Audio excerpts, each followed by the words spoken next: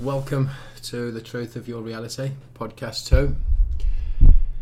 Down the rabbit hole we travel, people, because this one's going to be a good one. This one's been on my mind for such a long time.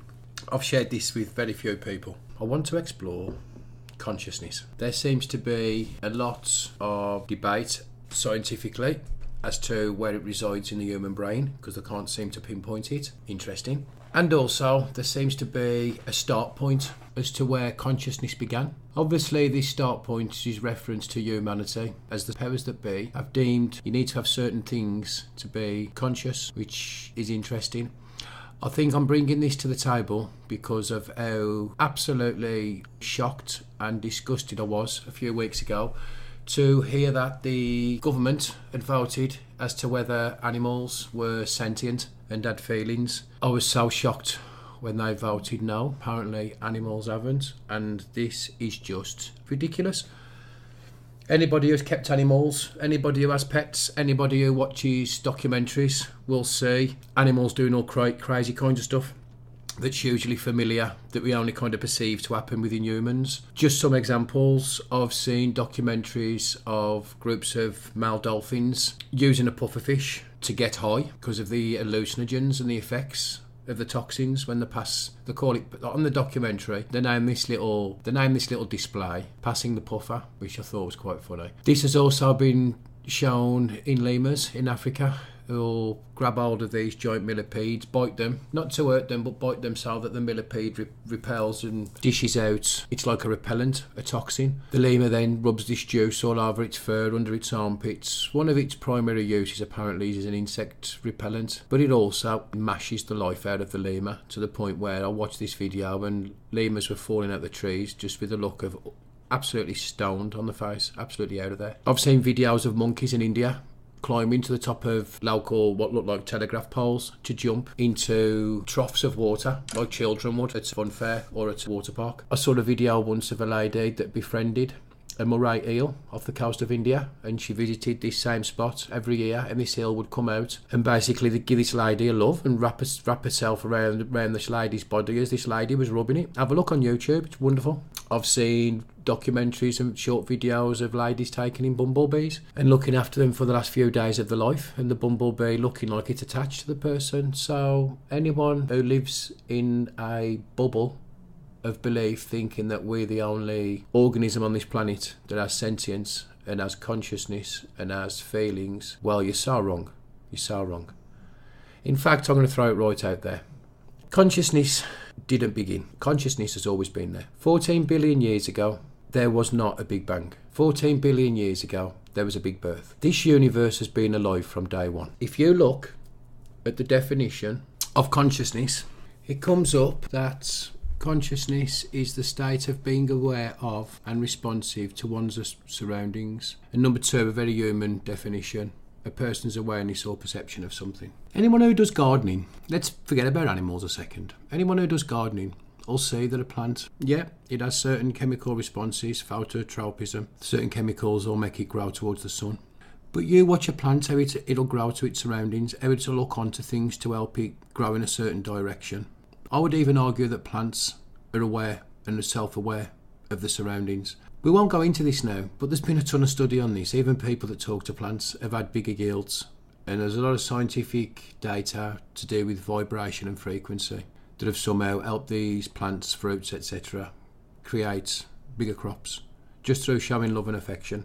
You wouldn't get that response from a brick, but anything what's growing, anything what's living, anything what's reproducing, anything what's adapting to its environment is conscious. I don't get the mindset. Well, actually, I do get the mindset. I think it comes from a very ignorant standpoint, where we have this belief that it must come from the belief that we're so good and everything else is catching up. If you look at what a living organism does, it breathes, it eats, it reproduces and creates new life. Just look at the universe around you.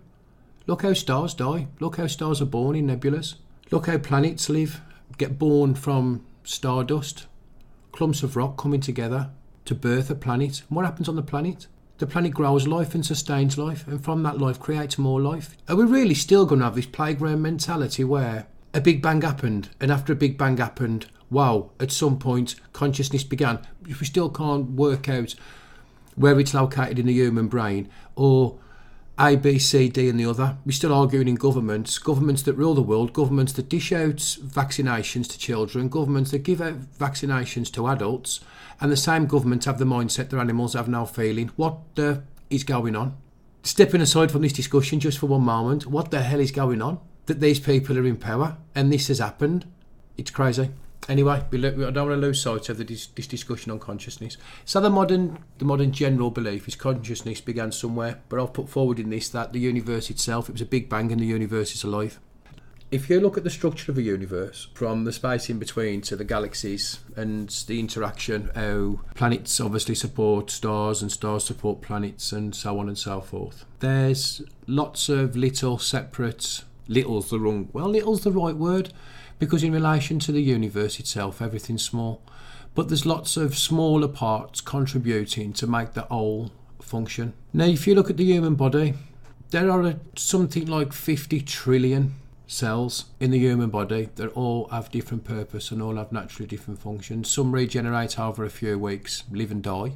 So individual entities, just like planets, just like stars. Some have a longer lifespan, where it can be a few months. Some have an even longer lifespan, and it can be a few years. Anyway, the point I'm making here is the human body, the whole organism, isn't actually one organism. It's made up of 50 trillion separate organisms, all going about independently, performing their own function, unaware that they're contributing to the whole. That's exactly how this universe works. All these micro-organisms are performing functions to support a whole. And then we're that bigger whole, we're that bigger organism. And then what do we do? As the whole, we contribute to a bigger organism. We should be actually helping nourish this planet. And then what does the planet do? The planet stays healthy, stays doing the right thing, because I imagine the effects of Earth have an effect on our solar system too.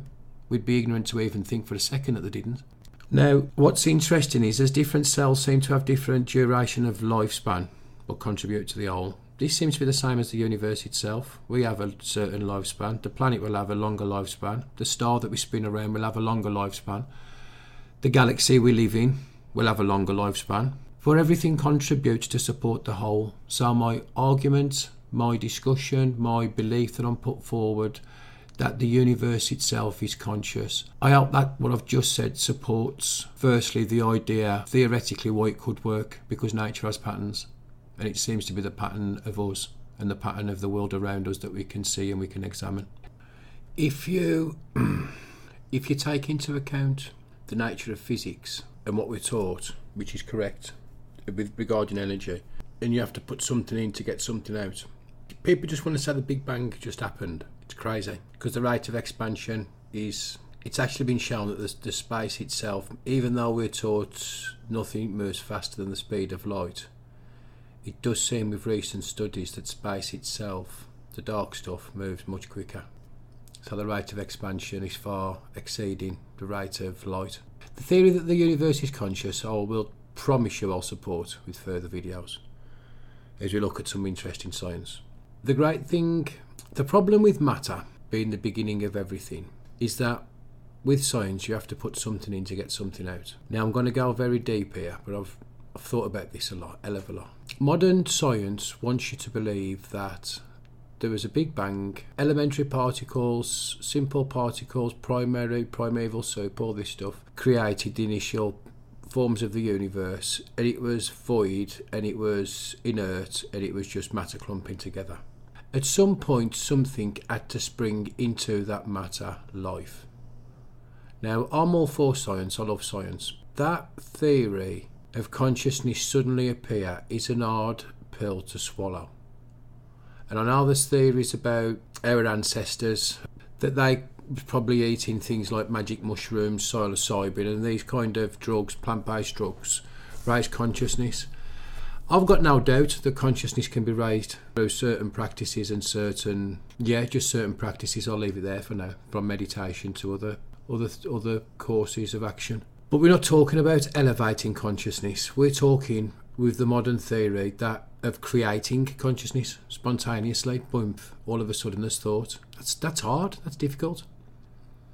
Plus you have to bear in mind that matter itself only was created at the point of the Big Bang, because matter exists in the same realms of time and space. You can't have one without the other. You need all three. That's the material universe we see, time, matter and space. But if consciousness was at the beginning of everything, was the energy prior to the Big Bang that created the life, the material manifestation of matter, space and time, then consciousness was always there. And this explains a lot of things that modern day science can't answer.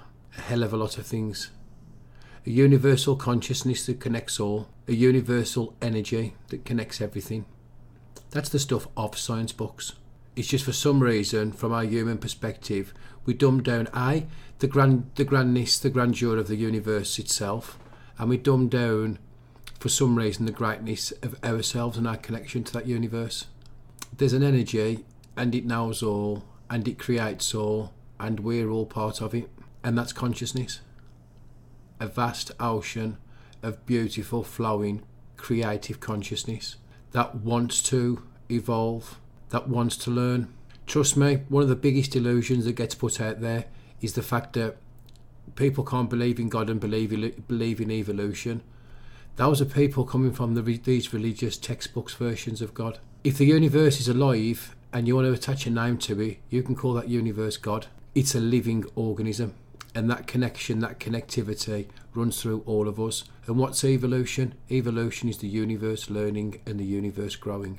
Evolution and God, evolution and the universe growing, and consciousness. They are all the same thing, and it runs through the very soul and the very heart of us. In fact, when you think about it right now, all we are is the universe trying to understand itself. And now that you know what you are, what we are, what the universe is, be nice. You are the universe watching itself in action. The universe, or God if you like, is looking at the universe through your eyes. It really is truly a magical connection and interchange and exchange of information between yourself and the universe that's ongoing from day one of your life. Right, that's it for this evening's discussion on consciousness. This will continue because this will build the foundation for later discussions on how consciousness is connected to us and how living consciously, that's bringing the spirit conscious, the universal consciousness forward, can help us find our true purpose and help us shut down and shut out that noise of the outside world and the programmed conscious brain that we have all become attached to since childhood, because it is the very program in the very core of us. If we can lose the programmer, we can reveal the universe's intent. I'll leave you with that one. God bless. Peace, love and light. Much more to come. Thank you.